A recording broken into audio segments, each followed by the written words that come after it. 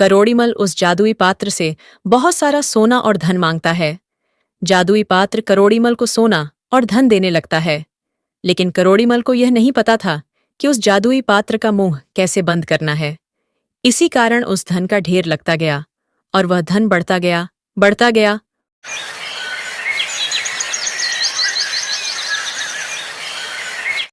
ये कहानी है महूगंज नामक गांव में रहने वाले रमेश की। रमेश अपनी पत्नी के साथ रहता है और रमेश का गांव से थोड़ी ही दूरी पर एक छोटा सा जमीन का टुकड़ा था, जहां रमेश सब्जियां उगाया करता था और उन सब्जियों को तोड़कर बेचा करता था।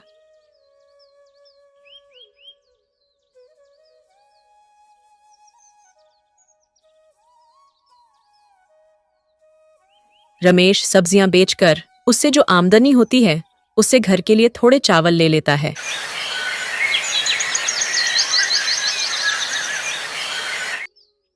जी आ गए आप सब्जियां बेचकर। घर में खाने को अन्न का एक दाना भी नहीं है। मीना आज कुछ ही सब्जियां बिकी थीं।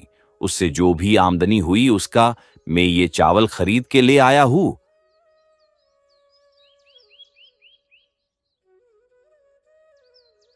मीना उन चावलों को ले जाकर उन्हें पकाती है।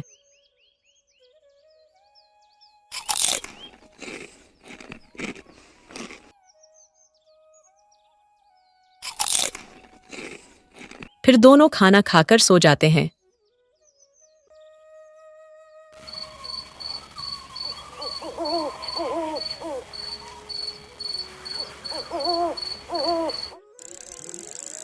अगले दिन जब रमेश सब्जियां बेचने जाता है और सब्जियां बेचकर घर वापस लौट रहा होता है, तभी सामने से एक गाड़ी आती है और रमेश को टक्कर मारकर चली जाती है।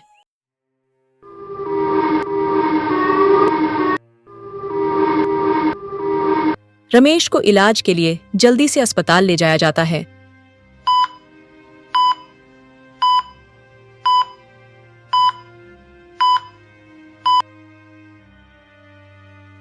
रमेश का एक्सीडेंट बहुत ही खतरनाक हुआ था, जिससे उसके पैरों में बहुत गहरी चोटें लगी थीं। रमेश के इलाज के लिए मीना और रमेश को वो छोटा जमीन का टुकड़ा भी बेचना पड़ा। माफ कीजिएगा, बहुत कोशिश करने पर भी हम रमेश को पूरी तरह से ठीक नहीं कर पाए। अब तो कोई चमत्कार ही उन्हें अपने पैरों पर फिर से खड़ा कर पाएगा। रमेश का बहुत इलाज करवाने पर भी उसकी तबीयत में कोई सुधार नहीं हुआ।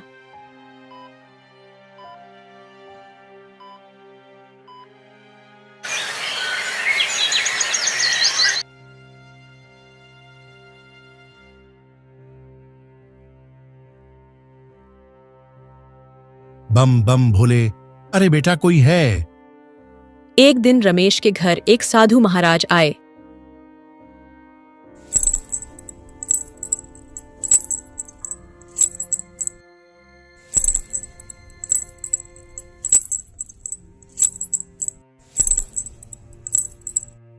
साधु महाराज की आवाज सुनकर मीना घर के बाहर जाती है। मीना कुछ खाना उन साधु बाबा को दे देती है। ये लीजिए बाबा। सदा खुश रहो बेटा। बाबा, मुझे खुश रहने का आशीर्वाद न देकर आप मेरे पति को जल्दी स्वस्थ होने का आशीर्वाद दे दीजिए। बेटा तुम्हारे पति को क्या हुआ है? बाबा, मेरे पति एक दुर्घटना के कारण अपने पैरों पर खड़े नहीं हो पा रहे हैं और बहुत इलाज करवाने पर भी उनकी सेहत में कोई सुधार नहीं हो पा रहा है।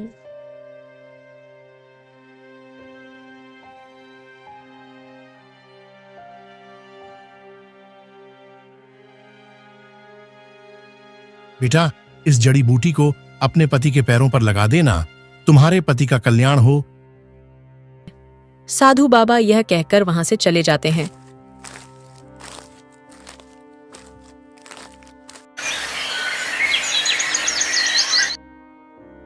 मीना साधु बाबा के द्वारा दी गई जड़ी बूटी का लेप बनाकर रमेश के पैरों पर लगती है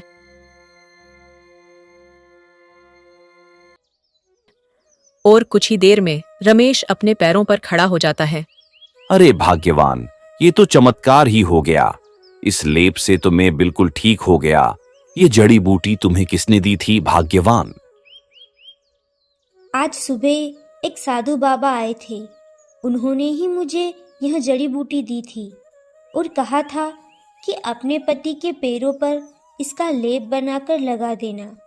मैंने वैसा ही किया और आप बिल्कुल ठीक हो गए। ये तो उन साधु बाबा के द्वारा दी गई जड़ी बूटी का ही चमत्कार है। मुझे लगता है वह साधु बाबा कोई दिव्य पुरुष थे, जिनकी वजह से ही आज मैं अपने पैरों पर दोबारा खड़ा हो पाया हूं। जी बिल्कुल, आप सही कह रहे हैं। हमें उन साधु बाबा से मिलकर उनका धन्यवाद करना चाहिए। और मैं तो कहती हूँ कि उन्हें भोजन के लिए आमंत्रित करना चाहिए। वह एक दिव्य पुरुष मालूम होते हैं। उनके आशीर्वाद से हमारी सारी ही परेशानियां खत्म हो जाएगी।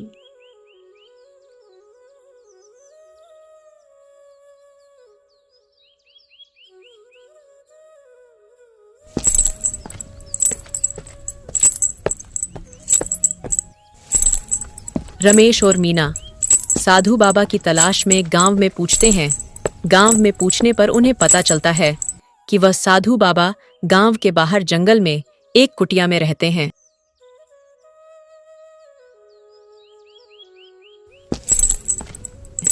मीना और रमेश साधु बाबा से मिलने के लिए उनकी कुटिया में जाते हैं।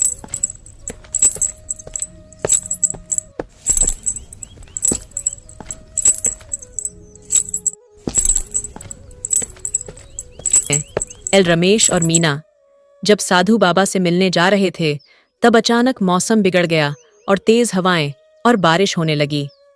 ये बिन मौसम के बादल और हवा कहां से चलने लगी? हाँ, यह बिन मौसम बादल और हवाएं तो चल रही हैं, पर आज हम साधु बाबा का धन्यवाद कर कर ही जाएंगे और उन्हें अपने साथ भोजन के लिए लेकर ही जाएंगे। आज उनके ही आशीर्वाद से हमने यह दिन देखा है।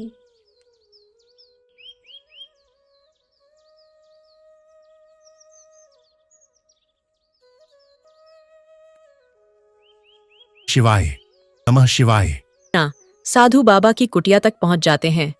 वहां साधु बाबा तेज बारिश में भी पेड़ के नीचे बैठे हुए तपस्या कर रहे थे।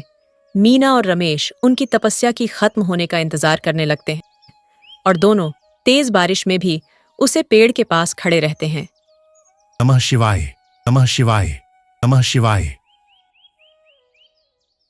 साधु महाराज अपनी तपस्या को खत्म कर जैसे ही अपनी आंखें खोलते हैं तो वह देखते हैं कि रमेश और मीना उनके सामने खड़े हैं।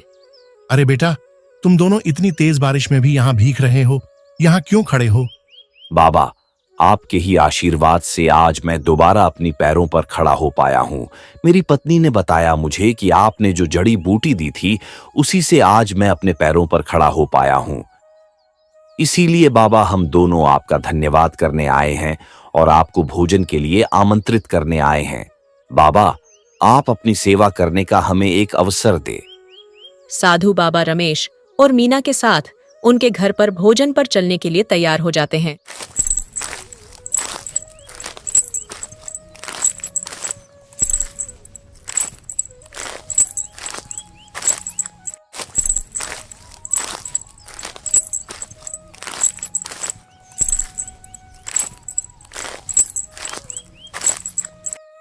मीना साधु बाबा के लिए भोजन परोसती हैं। साधु बाबा भोजन करने के लिए बैठते हैं और भोजन करते हैं। मीना ने भोजन में साधु बाबा के लिए सादा चावल और दाल बनाई थी। साधु बाबा उसे सादा दाल चावल को भी बड़े चाव से खा रहे थे। अरे बेटा, सच में क्या भोजन बनाया है? इसे खाकर तो मेरी आत्मा तृप्त हो गई। बताओ बेटा, तुम्हें क्या परेशानी है? बाबा, बड़ी मुश्किल से घर का गुजारा चल रहा है। हमारे पास एक छोटा सा जमीन का टुकड़ा था, वह भी इनके इलाज के लिए मजबूरी में हमें बेचना पड़ा। बाबा, आप तो बस हमें इतना आशीर्वाद दे दीजिए कि हमारी जिंदगी आसानी से कट जाए। साधु बाबा आंखें बंद करते हैं और अपने दिव्य शक्तियों से एक जादुई पात्र प्रकट करते हैं। बेटा, यह कोई सामान्य पात्र नहीं है, यह एक जादुई पात्र है। इससे तुम जो भी मांगोगे यह तुम्हें वह लाकर दे देगा। और हां बेटा, याद रहे, कोई लालच मत करना, नहीं तो तुम्हें उसका कड़ा मूल्य चुकाना पड़ सकता है। लेकिन याद रहे, तुम्हें जो चाहिए वह मिलते ही इस जादुई पात्र को लाल कपड़े से ढक देना। बाबा, आपका बहुत बहुत धन्यवाद। शायद पिछले जन्म में हमें कोई पुण्य किए होंगे, जो आशीर्वाद के रूप में हमें इस जन्म में आपका आशीर्वाद मिला है। साधु बाबा वह जादुई पात्र देकर वहां से चले जाते हैं।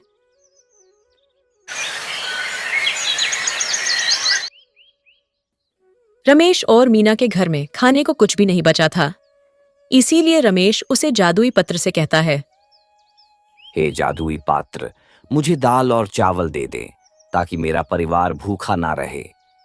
रमेश के ऐसा कहते ही उस जादुई पात्र से दाल और चावल निकलना शुरू हो गया। रमेश ने तुरंत उस पात्र को लाल कपड़े से ढक दिया, जैसा साधु बाबा ने कहा था। मीना उस दाल और चावल को पका लेती हैं और रमेश और मीना खाना खा लेते हैं।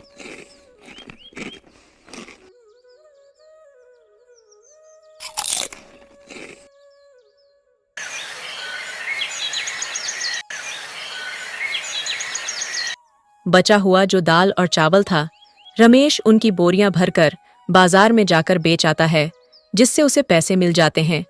ऐसे ही दिन गुजरते गए और रमेश ने कोई लालच नहीं किया। इसके कारण धीरे धीरे वहां अमीर व्यक्ति बन गया।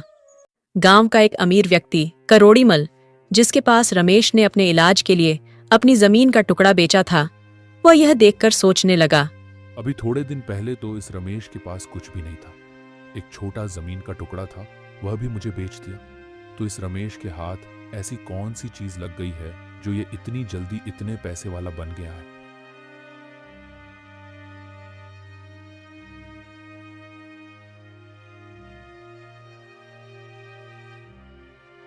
एक दिन रमेश उस जादुई पात्र से कुछ मांग रहा था, तभी करोड़ीमल उसे देख लेता है और रात होते ही उस पात्र को चोरी कर कर अपने साथ अपने घर ले जाता है।